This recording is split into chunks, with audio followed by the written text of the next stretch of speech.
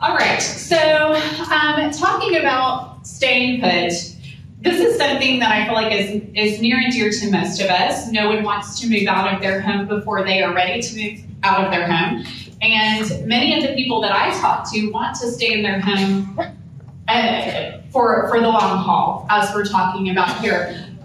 But because this is the Truth Series, we're going to talk about some truths today. We're going to give you some good information so that you can plan ahead. And the first truth we'll talk about is that aging in place takes planning. It does not happen by accident. If you're hoping to stay in your home for the long haul, it does take intentionality. You may need a plan A and a plan B, and here's why. Things don't always go the way that we think that they're going to go, and sometimes a health event occurs or a family member starts experiencing something that maybe home is not the safest place for them, and you have to make a plan quickly. And good decisions rarely happen quickly. So that's why it's so important to go on these community tours, to come to Senior Living Truth Series, and just learn more about what the options are so that if you are faced with something unexpected, although we all want to plan for our plan A, we all have been on this earth long enough to know that plan A doesn't always happen exactly the way that we want it to. Going without a plan is a recipe for failure. We've all heard the saying that failure to plan is planning to fail. So today is part of our plan, okay? Our second truth that we're going to talk about is you think it's all about your house, but it's not. It's not all about your house, and we're going to talk about your house. That's important. We're also going to talk about the importance of community and good habits. Aging in place does cost money. So I know that a lot of people have sticker shock when they go to communities, but you have to keep in mind that there are also expenses when you stay at home. And comparing those is a really big part of making that plan. The key is to plan ahead for these expenses so that you can be smart and you can be strategic. All right, so today's goals, before I bring my panelists up, we're going to see the hard truths that most people overlook. We're going to understand the real costs and trade-offs of modifying your home and some other things. We'll learn how to increase your odds of staying independent. And I want you to walk away with a clearer picture of what's next for you. So you're going to be listening to the panelists and really thinking about how does this apply to you. Okay, so I'm going to bring my panelists up. Steve, Angela, and Darcy, come on up and join me. Let's give them a hand.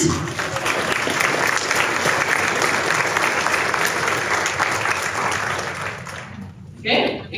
All right, great. Well, Steve, let's start with you. Tell me a little bit about yourself and how aging in place applies to you. So, aging in place really has to do with, like you said, planning. If you're going to stay in your home requires you to get out of your home too. You've got to. We've learned that with if you stay in your home, you don't get out, you become isolated, you become lonely, and that tends to add to things like even cognitive skills declines if you don't have that social connection. So it's all about getting out, staying connected with your community. But tell me about you, Steve. What do you do? Oh. I'm boring, you know. So I work with Villages OKC. Been with them since the very beginning. And what we do is we've created an organization that allows members to come in and get connected. We have education programs. We do. I teach an Android class this afternoon. I'll be teaching it. We have programs once a month, similar to what we're doing here. But we've learned that people want social connection more than anything else. So we've got, wife and I had a party at the house just the other night. I saw that on Facebook. You didn't invite me. Taco time. So, but what we do is we have all kinds of opportunities for people to get out of their house, get connected, and that's kind of a passion of mine, so, to support that. Thank you. Angela, tell me a little bit about yourself and what you do. Good morning, I'm Angela Goss, and I'm a registered nurse, and I retired early by choice to take care of my father in the home for 5.5 years, and we found out we needed to modify our entire house. And then my husband is a mechanical engineer, and he retired after me, and we decided we're not being very productive, and we want to help people. So we started Next Day Access, and we do from ramps to grab bars to home modifications. My father fell and broke his hip, and it's better to do those modifications proactively instead of after the fact. So that's a minimum of 6 weeks in rehab. So we want to prevent that. We want to prevent that. And fun fact, so that the audio will pick you up if you hold that microphone and like rest it on your chin. I know it feels weird, but it'll help. Okay, cool. All Right there with that double chin. Yes, that's perfect. That's perfect. Thank you, Angela. Darcy. So I am Darcy Collins, and I am the Director of Business Development at Valor Pace. We are a program of all-inclusive care for seniors in Oklahoma City and the Shawnee area. And we provide things from transportation, medication, home care, home cleaning, dental, vision, hearing, medical equipment, and all kinds of things. The joke is, does PACE cover it? Yes. Just stop you right there. Yes, we cover it.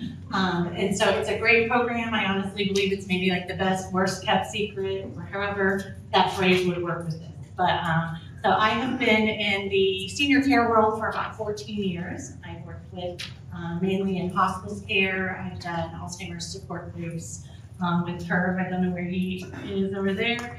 So love to see him. And eventually came to Valor through the hospice team, which you might meet some of our educators, but and then fell in love with the PACE program and what it does for the community, and I'm just ready to come shout it to the rooftops. So, yeah. I love that. Thank you. And just for our attendees, I think it's important to know that even if you have moved from your home, you're going to live somewhere for the long haul, right?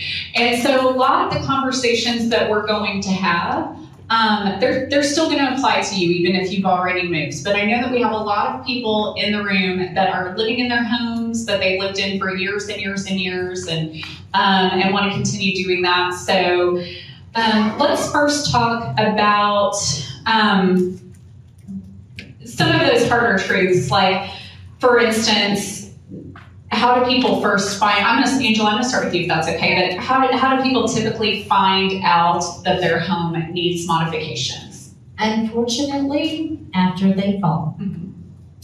And then the case manager calls us from the hospital and says, we put them in a wheelchair, but they live in a mobile home where they have 2 or 3 steps and they can't get up in it with the wheelchair.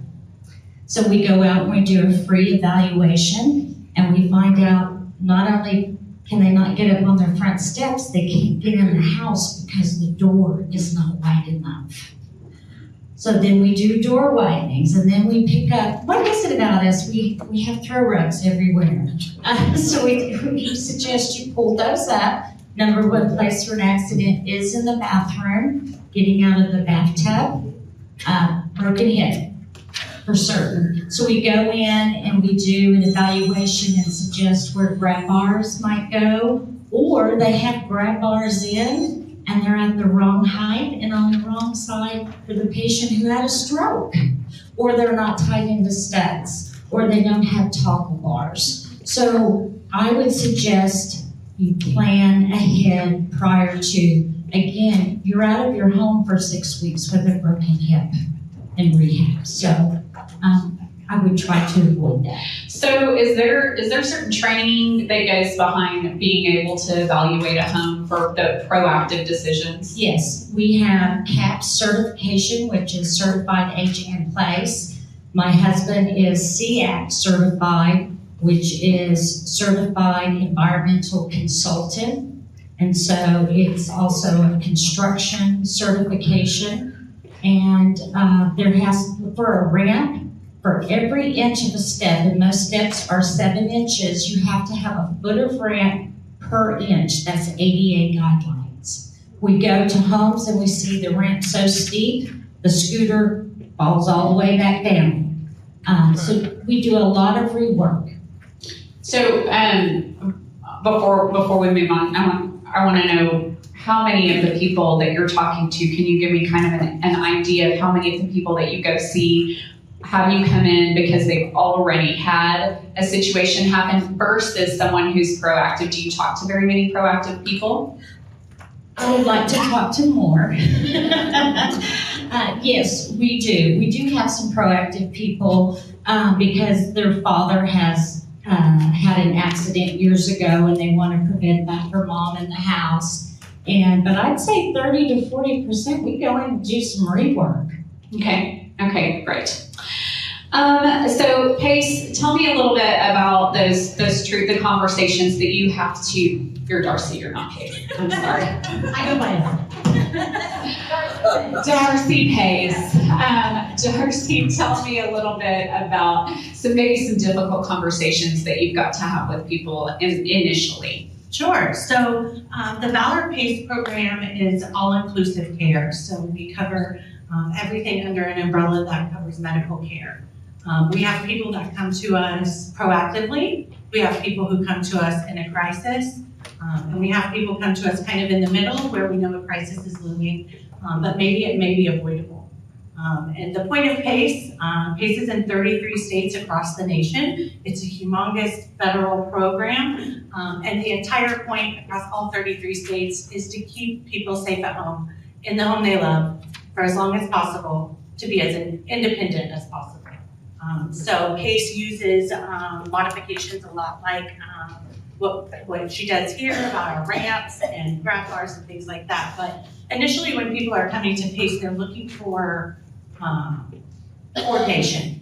They're looking to not have 17 different doctors telling them different things that, and then not having transportation to get there, and then not being able to understand their medications, and all the different things that come with that. So the conversations are very different depending on the unique needs of each person that comes to PACE.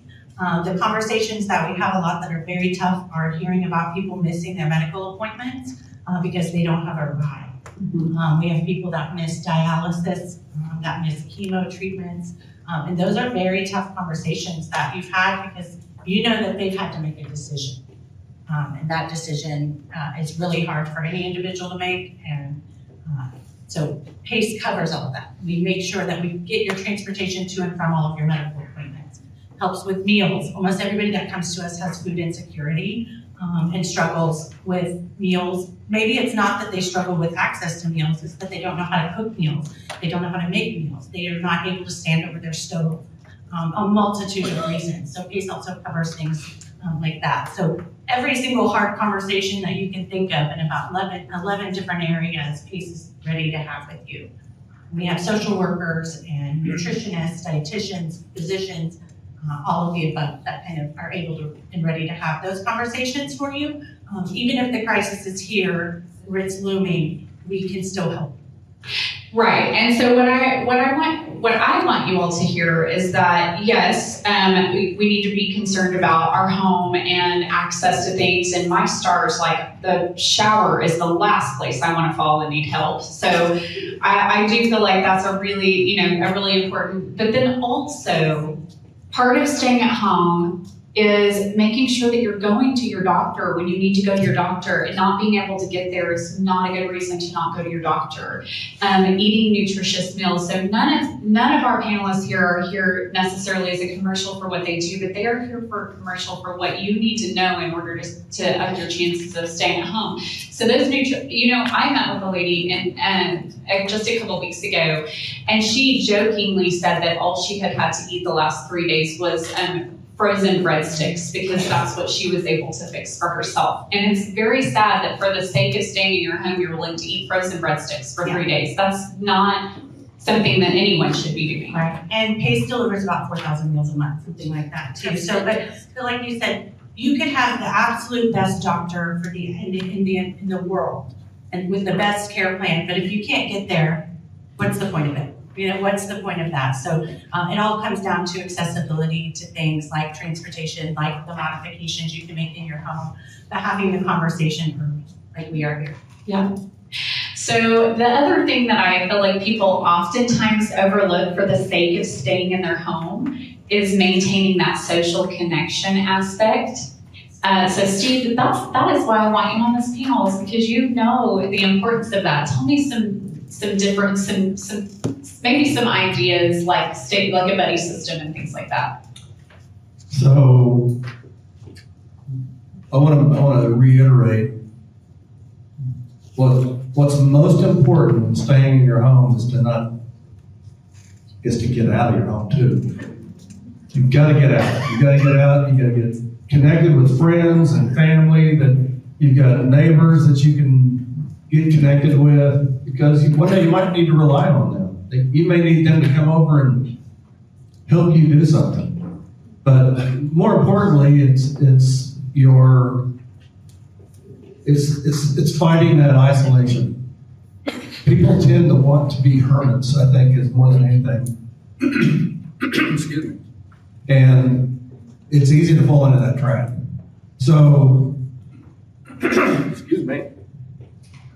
Anyway, it fights loneliness and isolation. I've been told it's like smoking 15 cigarettes a day. It's terrible on your health to be isolated and do nothing. But you've got connections with different groups. Go out and find a group. You have friends. My wife walks with a friend. You won't go out and do it by yourself, most likely. But if you have a friend, you'll go exercise together, or you'll go to a movie, or you'll go to a play. And there's just things out there and it fights these depression that can kick in, or even cognitive skills. I know it keeping your brain healthy, active is what it's all about. So I have something to add to that. Sure. Because, like, the social side of aging is important in many ways, but also for your health. Those things that you're talking about, we find that as we get older, as we get lonelier, a lot of people end up utilizing the ER and things like that, and going to the hospital and things like that to get a form of socialization, to get a form of interaction, and to feel like somebody's looking after them and caring after them. It's not just, I'm going to the ER all the time because I love it there and they've got great coffee. You know, it's this dependency on socializing that some people get as they age, and they don't know how to make friends. It's very awkward to make friends as an adult anyway. Yeah. And then to find people who are like-minded like you, going through the same things as you, is difficult. So getting in organizations that can help you with those social activities, or an adult day center that can help with, being there from 8 to 5, you could be there all day long, things like that. I think we've seen people at our adult day center that end up falling in love and getting married. We've seen, I was telling them we have a wedding coming up. It's going to be at Chili's on Belle Isle. If anybody's interested in joining the celebration of love. So that socialization surprises you. It's hard for me to get my mom out, but when she does, she's like, dang, I had a really nice time. I had a good time meeting this. Well, and I think too, a lot of the things that people overlook when they're, and I know we're not talking about senior living communities right now, but that is that social aspect. And I think if you spoke to any of our communities that are here today, I bet they could all tell you stories about weddings that are happening and things like that, just that social connection. On that note, I do want to, I think I would be remiss when we were talking about the social connections to miss out on, and for instance, it's not just a commercial for villages. I mean, there are so many different social connection opportunities out there, your churches, your community groups. Spanish Cove has the Rosebud program that they are passionate about making sure that people can help them stay in their home. So there are opportunities out there, and so that is the point. just curious, because we had talked about that Betty program when we were on our call. How many of you have someone that you talk to every day, and if you don't hear from them, you start to become a little worried? Anybody? Now that is not enough hands. Okay, so everybody's gonna write down on their form that they need to find the person, right? What were you telling me about that? So my mom,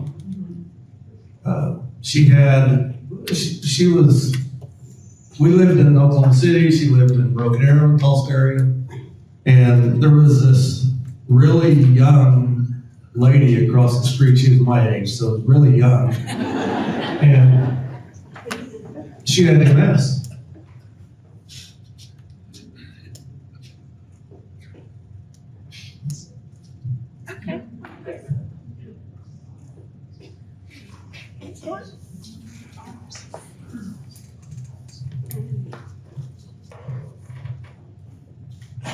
Excuse me. So anyway, sorry about that.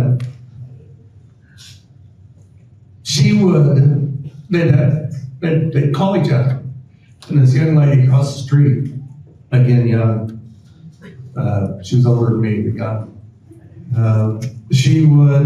she'd call. I hadn't seen you in a couple of days, just checking up on you.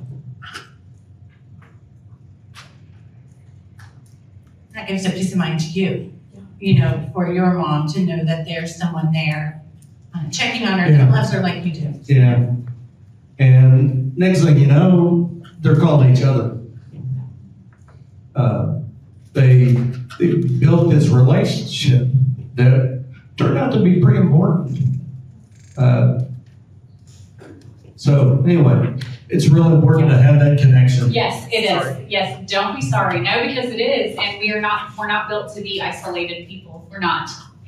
Okay, now the question on everyone's mind, what is the cost to get your house? So that, Angela, tell me, and I think that, I know that's a multifaceted question, the cost, but can you just talk a little bit about how people are paying for things and what to expect? Unfortunately, Medicare nor Medicaid, unless you're Advantage waiver Medicaid, will pay for a ramp or widening doors. They'll pay for the wheelchair, but they won't pay for the ramp to get in the house. So it's private pay, but we have financing where you get to choose how much you can pay each month. To widen a door, it starts at $1,250. Now, a lot of the homes in the 40s and 50s that we do a lot of, the doors are 24 inches wide. A wheelchair, and most times not a walker, will fit through unless you turn it sideways, okay? Grab bars. Grab bars are a pretty cheap item, but what we see is, again, they're not put in the studs, and that's fine. If there's not a stud there, we have what's called toggle bars, that have little teeth on them and hold, and at our cost, those are over $20 per bar. But if a patient goes to fall, it's gonna stay in and it's not gonna go, you're not gonna go to the ground. So yes, we realize these things are expensive. I cannot tell you how many times the teams go out and they see suction grab bars. Please get rid of them. They don't suction very well. And talk about the towel bar thing that you were telling me about. That's kind of scary to me. Towel bars, people will be using those as grab bars all the time and just rips out of the wall. They were meant for towels. Or they push themselves up from the commode with the paper, toilet paper holder, and they fall. And we had a man had a brain bleed because he hit the edge of the vanity. Yes, we realize these things, but if you start and do things a little bit at a time, but it is not worth your fall. It is not worth a brain bleed at all, or a hip, or a broken foot. I'm trying to think. Ramps, that's just something we would have to come out and assess. It depends how many steps that you have. And sometimes a threshold, $139, black rubber, to get into the porch to the house. You know, there's a lift there. And when you're using a walker, it's a tripping hazard, $139. Now, we go out and we see them all the time. We bolt ours down into the concrete, okay? That way it's not loose with the walker. And again, the throw rug's on the inside. I am hoping within the next 5 years, Medicare will pay for all of this. Again, only Medicaid Advantage waiver will pay for these items. Yeah, so I think it's important that we talk a little bit about the difference between maybe some things that you could DIY and some things that it's not a good idea to DIY. Yes. So, I mean, motion detector, night lights would be good, right? Things like that. And we have light up grab bars. So when a patient gets up in the middle of the night, and that's when my father fell, and I even had baby monitors so that I could hear him when he got up. And light is so important if you have to get up in the middle of the night. Can you change colors or what? Actually, on your party. Actually, we do have multicolored. We use red for Alzheimer's patients. They see that color better, and also even using red plates and forks and spoons. Yeah, I knew you were, but we do. The wooden porches, we're taking those all out for Department of Rehab right now. They last about 5 years, and they're slippery when it's wet. Where we use aluminum, so. Well, Rich just had a really great workshop last month that I got to go to, and the person there was talking about like a fire suppressant blanket instead of messing with an extinguisher. That's something you can get on Amazon. Yes. Maybe some some of those bumper corners. Yes. Things like that. Wall protectors, we put a lot of those in for Alzheimer's patients, again, who get agitated and they. What is a wall protector? It's kind of like a foam rubber that we put, because when they get agitated, a lot of times they hit their heads against the wall. They don't understand really what they're doing. And there's different forms of Alzheimer's, not going to go into that, but the agitated kind, we do try to protect them in their room. Okay, great. So it is expensive. And the other thing I will say too is I think the conversation needs to be had that some of the modifications are semi-permanent. You should think about that if it happens to be that you do want to sell your home. I think I'd be remiss if I didn't say that putting in like a standing tub, while that's very beneficial to you as a homeowner, you need to weigh out your options because it's not going to be beneficial to selling your home most often. That's one thing I would recommend. If you do, you want to have one tub for resale value in the master bedroom. We can enlarge the shower, but it would be easier to sell with a standing tub. Absolutely. Yeah, I'm all for modifying your house for you, but being aware of what that means. All right, Darcy. Yes. Pace. Darcy Pace. Tell me about the cost involved and how people are paying for that and what is involved with that. Sure. So at Valor Pace, about 99% of our participants pay zero cost. We have a higher Medicaid threshold than the long-term care side of it. So it's at $2,900 a month income or less. That our patients are able to come on services and get all of this care for free. So there is a small percentage of our participants who private pay. That's a unique price kind of decided by risk score and Medicaid and Medicare and all the things they make a little bit difficult to understand. But what we found is that we have about 5 right now that private pay. One of them, just for instance, is private paying about $3,000 a month, which sounds crazy at first, but she was paying $2,500 a month in adult daycare fees. So about $90 a day she was paying for her mom to go to adult daycare. And where she was able to utilize that money here at our adult day center, but also include all of her transportation, her medication, her meals, any kind of medical equipment, all of your supplies. If you're diabetic, your supplies, If you have a trach or a catheter, all of those supplies are covered. If you go to the hospital, break a hip, need skilled rehab, and then home health at home, every bit of that is 100% covered. So for 99% of our participants, they don't pay a penny, no co-pays, anything like that. And for those that do pay out of pocket, that's a max. They never pay more than that. This lady that I was talking about, her mom goes to dialysis. So all of that is 100% covered under that small piece that they're able to pay. And then we can bring her back to our adult day center after dialysis. She can see her primary care there.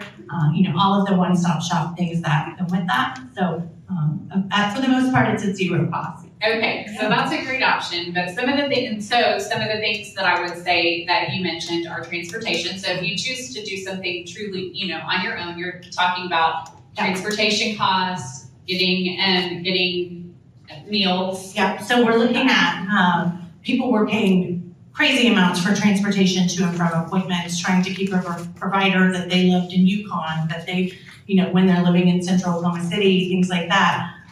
That transportation is probably the number one reason people call PACE, is because they're not able to get to their appointments.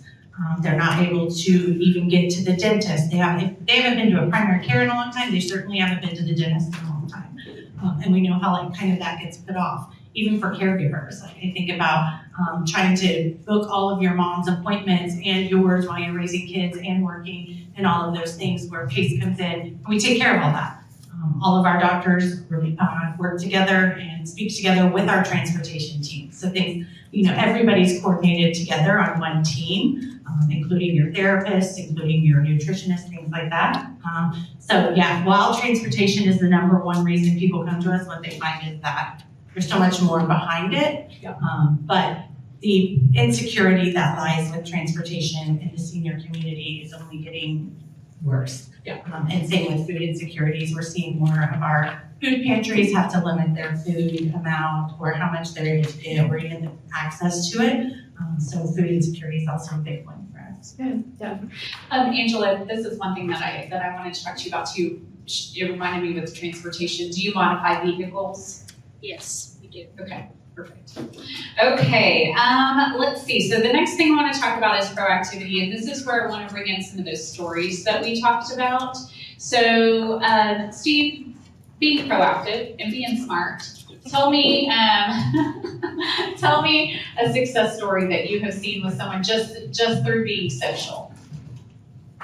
So we've got a couple of members that I can think of right now that were and we've got several members that are widows or widowers. I mean, it's just, that's the natural way life goes. We've got some of the members though that are, realized that they were becoming very isolated, very lonely. And so whether it was saw an ad in the paper or word of mouth or whatever, they came to something and realized they had this hole in their soul, you might say, that they needed that connection. They didn't realize it until they went out and filled it a little bit. So they started coming to these things. And there's two people in mind that just blossomed from all this. They were very slow to get started. They were a little hesitant, and maybe that was personality, maybe that was just wisdom. Always move slowly on things like that. You don't know who you're getting connected with. But they started coming to events. They started making friends. Next thing you know, there's strong relationships they've built. They started volunteering. They started doing a lot of things, getting involved with their community. And that's what it's all about. It connected them to friends that they knew they needed, but a little hesitant to do it. And it's all about personality. If you're introverted like me, not really. I was waiting for the laughs. If you got a personality that's kind of a little withdrawn, they're going to be more apt to want to stay at home a little longer and slowly reach out. If you know somebody like that, reach out to them. That's what it all boils down to. It's all build those relationships. Did you guys know that, technology is weird, right? We're all on our phones all the time, and have you noticed that when you're scrolling on your phone, you tend to stay on your phone longer? Well, it's built that way. It knows what you're looking at, and it gives you more of what you're looking at because those social media apps on your phone, they are built to keep you on your phone. So you build and it starts to learn you, and it becomes a sound chamber. And you start to just see the same thing over and over and over again, and that becomes a truth. And then maybe you watch the same news channel over and over, and that becomes your truth. And you live in this bubble of like, this is the only way. And if you don't get out and you connect with other people the way that we're built to, it does start to negatively affect your mental health, and it starts to negatively affect the way that you interact with other people. So while technology is wonderful and it has helped us with so many things, it can also turn you into that hermit that is so bad for your mental health and so bad for your ability to stay home. Television, people can sit there and just, Yeah. that's their life. That's the way my mom was. I mean, Yeah. the life of just sitting there and watching reruns of Matlock, That looks good. It's good, that's true. Darcy, tell me a success story about someone who's got involved in PACE and you've seen it Yeah. change them. So we have a lot of success stories. It's kind of it's not hard for me to pick because there's one that's super, super powerful to me. This gentleman, and I just got to spend some time with him last week. He came to PACE 10 years ago. We just had our 10-year anniversary in March, but he came to us 10 years ago. He had a stroke. He was in the hospital. They were telling him he needed to find a nursing home, that eventually he would need to call hospice, and that really he was not going to be able to live independently on his own anymore. He was obviously depressed to hear this news, very scared, feeling many emotions. He heard about PACE, and he was able to get on our program, and he said he's going to give us 10 days. So 10 days is what he gave PACE to see if he thought that it would be something that would work for him again. Something that he didn't tell us until later on was that he had bought pills on the street because he was so sure that his quality of life was gone. And when I say I spoke with this man last week, he is living independently. We deliver his supplies to him. He walks with a cane. He walks a mile a day with a rollator walker. He lives by himself 10 years later. That is the success of PACE because he would have been in at least a long-term care setting, lonely. His diabetes was out of control. I think his A1C was 13. Now it's at 5. With our dietitians, we have his meals. So there's so many different success stories like that we find. Somebody most recent to me, one of our lovely ladies that came to us that was using the ER. She was going there because those nurses were her friends. They were paying attention to her. They were talking to her. And this lady lived in a house full of people. She lived in a house full of people who were on their phones all day long and didn't acknowledge her. And so that social piece there, that's someone who, and we were dealing with a little bit of low literacy. And so like being able to get out and find our own resources is very hard. And so since we've had her in, her family's engaging with her more. Our team's been able to go in there and show them like how to be better caregivers. So there's tiny successes, I think, in all of the stories that we bring, but that gentleman's story, to me, it's one that I tell to everyone about these. Angela, do you have a story about? Yes, I do. This just happened yesterday. One of our techs, Zach, came into the office and said, this lady started crying when we finished her RAM. And I said, well, how long has she not been out of her house? He said, a year. And they told her they wouldn't refill her meds until she came. And so they put the ramp in. We've had a man that was discharged. The case manager did not call us. He called us, had foot surgery, and he had climbed up 5 steps. And if Bethany is here, she's not here today, right, Bethany? She called me, said, can you get it done today? So we went out and had that ramp put in for the man. No one should be having to crawl up their steps. And to think to go without medication. Yes, That's another one of those exactly. decisions that we're Yes. having to make, one or the other, when we should never be having to make those decisions. Yeah, I feel like what I have seen, I had a client one time who lived in a mobile home and it was kind of up a little hill. And she, one day, was not able to make it up that hill and laid in her front yard until someone came and a member of the church that she went to, just popped by to check on her. And I hate to think what would have happened if he hadn't popped by to check on her because she could not make it up the hill. But the reason for that was she was holding so tightly to her independence that, I mean, at that point it was then someone stepped in and said, you can't live here anymore. Whereas being proactive and planning those things actually maintains the independence. I think we all want to be productive as seniors. I know my father did, and I had to explain to my kids when they were in high school, Papa doesn't use the cell phone. He doesn't know what an app is. Why don't you go get some dominoes and some checkers? That's what he's used to. So I think we all should join together and help each other in that way. Sure. Okay, so planning forward. I'm gonna start with you. So what do you wish more people knew about staying socially connected? And what do you feel like is holding people back from getting involved? Fear of the unknown primarily. Okay. I don't need it. Kind of a denial thing. I'm happy doing what I'm doing. There's a lot of variables in this. But the bottom line is you've got to push yourself to step out of your comfort zone sometimes and go sit down and talk to somebody. That's what it boils down to. Just get out. That's all you got to do. Okay, so moving forward, I guess tell me, one of the things that I do want you to talk about being proactive is, are there situations that are not good candidates for home modification?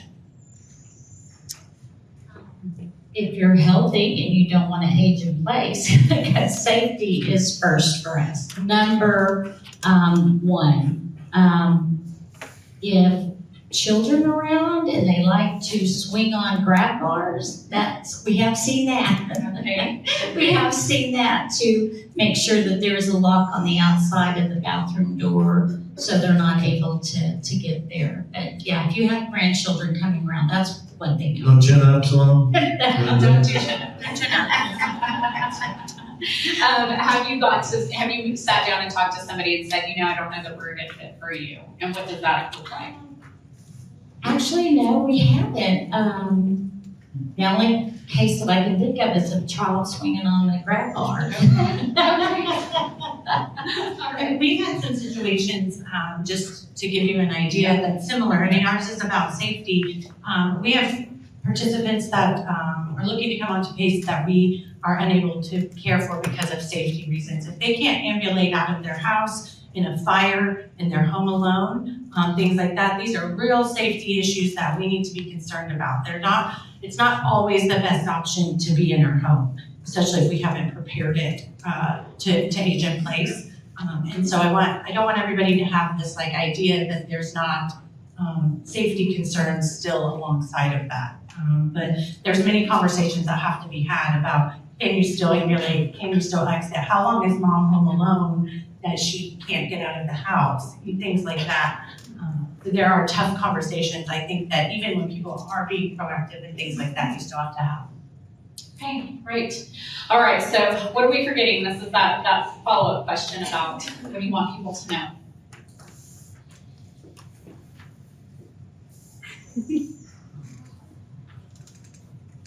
I guess really the bottom line is you just got to get out. I can't tell you that enough. It's all about getting out and getting connected. That's all. That's what we do, and that's what people need. And there's ways of getting that. But go to the why. get out, go to your church. There's just so many opportunities out there. The Healthy Living Center just down the road for Oklahoma City. It's such a great place, and they're scattered all over town. Go try it. Just try it a couple of times. Give it a chance. Were you telling me about a dinner club or something like that? What were you telling me about restaurants? Well, we have a restaurant meetup once a month. We go pick a new place somewhere, and everybody meets up, and it's just a social gathering. Yeah. Just to try it out. Yeah, just to try something new. And there's several people in the room that go eat with us, so it's a lot of fun. And there's so many new restaurants to try, so it's like the limit does not exist. Get to try some of the other kind of food you don't normally eat. Yeah. Love that. Yes, and get a buddy. I think get somebody who you're talking to every day, making sure that you're connected. Yep. All right. What do you want to leave? Safety first. Prevent the fall. I assure you, you do not want surgery. My father was 86 when he broke his hip, and really never recovered fully from that.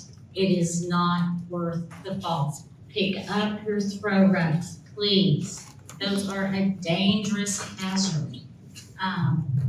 And just be proactive in doing this before it happens. And some of the things that you mentioned to us too when we talked before were like the handles by the commode, bed rails, things like that. Those very proactive tools so that you don't. All simple stuff that will prevent a surgery. Perfect.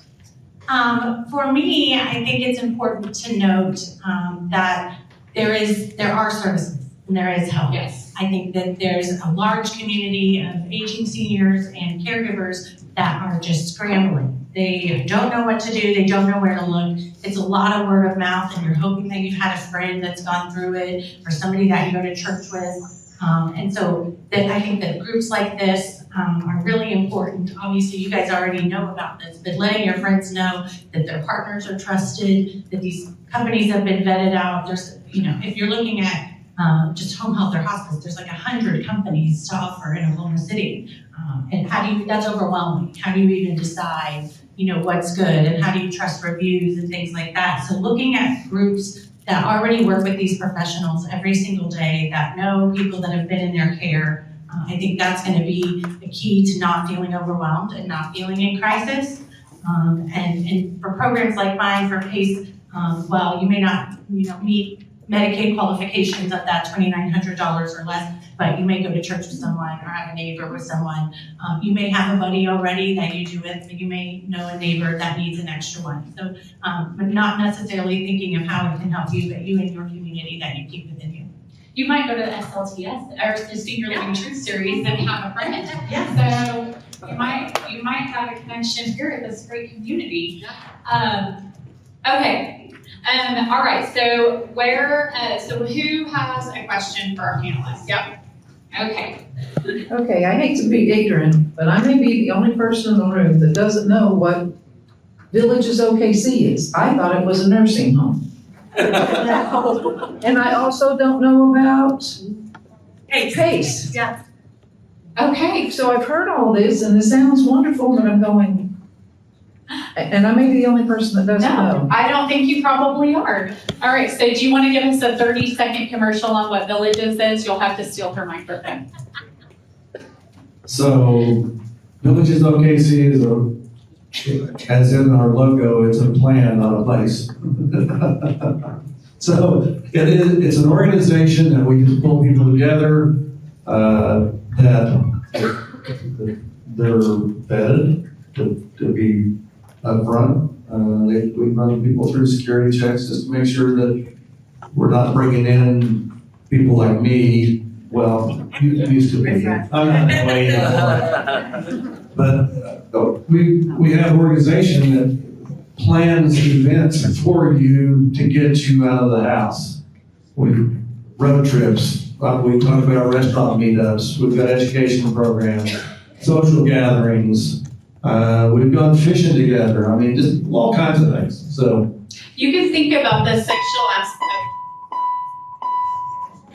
You know, you have to stay here, sorry. So you can think about the social aspect that you might find at a senior community. Villages provides a similar experience, but for people who intend to age in their homes. So lots of activities, lots of conversations. They have several things that you can participate in. But before you go on, how do you communicate with your members? Email and text. Email and text, and you guys make phone calls. I get phone calls from y'all. Some phone calls. Yeah, yeah. Barely got too many phone calls to make personally. Yeah. Do you have Facebook? Facebook. Yeah, great.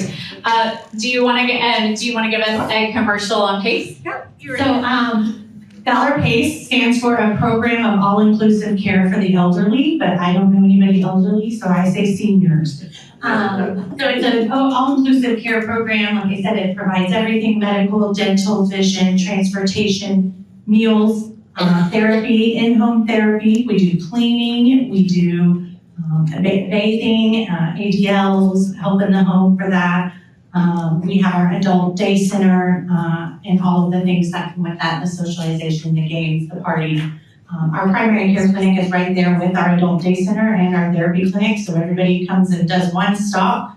And if they're not feeling well there that day, we're able to hop up and go see their provider, things like that. So it's a one-stop shop program that we cover everything that is needed. We just had our first transplant, so we had a lady get a kidney transplant, 100% zero cost her $0. All of that was paid for by the PACE program. Wow. And we manage all of her care outside of that. So we have specialists that we work with through multiple of the hospital departments, things like that. So yeah. So Darcy, I know I have toured the PACE location before. Do you offer tours? Yeah, so we offer tours. You can stop in at any time. We have a member from me or my team that's there to kind of show you what PACE is. I recommend that because laying eyes on it, you get to understand it a little more than me just feature dumping on you of all the things that we can provide.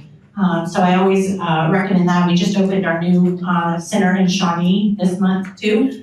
So if anybody's in that area, we can do the tours there as well. But I always welcome you to come in. If you're not able to come in, you can just call us and we can get transportation for you to come in and take a peek. Okay, and Darcy will be up here for a little bit for yeah. maybe one-on-one questions Yeah, and I as well. information. Okay, Corey? First of all, I'd like to thank all four of you because you guys are miracles to people that just don't know what's out there to help us. But one thing that has really aggravated me, I've toured the country, is the way we treat our veterans. I mean, these are people that it should be easy for them to get services, but it is not. And I had one of those, my sister lives in Ohio and her husband had Lewy body, the form of dementia.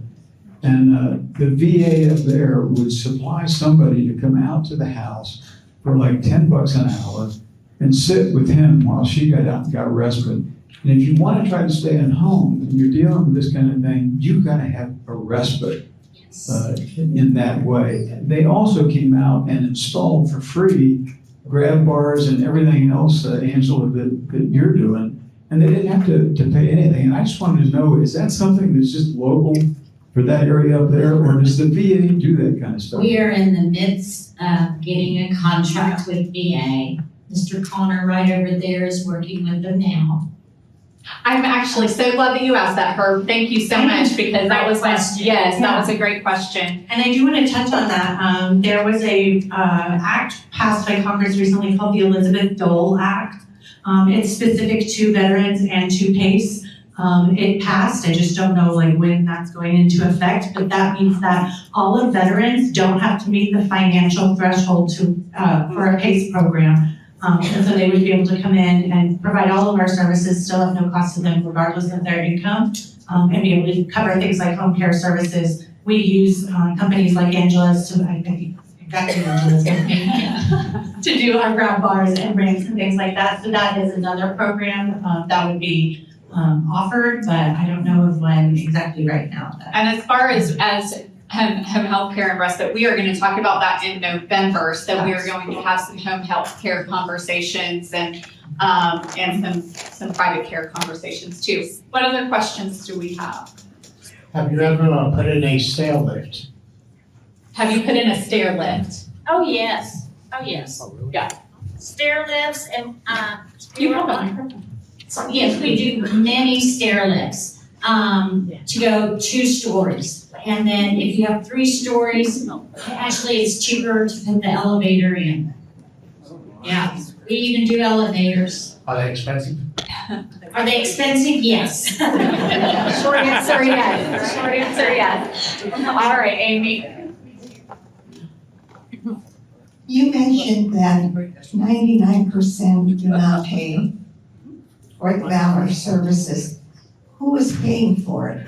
So the Valor services are paid for by Medicaid and Medicare. About 75 to 80% of our participants have both Medicare and Medicaid. And then about 12% probably just have Medicaid. And then we have a portion that just has Medicare. They don't qualify for that Medicaid benefit. And those are where we do a little bit of that private pay piece. And what is your phone number? Our phone number is 405-609-3688. And if you missed that, on your yellow page, there's a place on your feedback form that you will fill out for us. And if you would like for us to put you in contact with any of our panelists or anyone else that you think that we might be connected with, that you need to be connected with, you can put that on your yellow feedback form. Do make sure you write your name and phone number. It does happen that we get questions that you want information from us and you haven't put your name and phone number on your form. But if we have that and we know what you're looking for, we will definitely get back with you this week. Amy?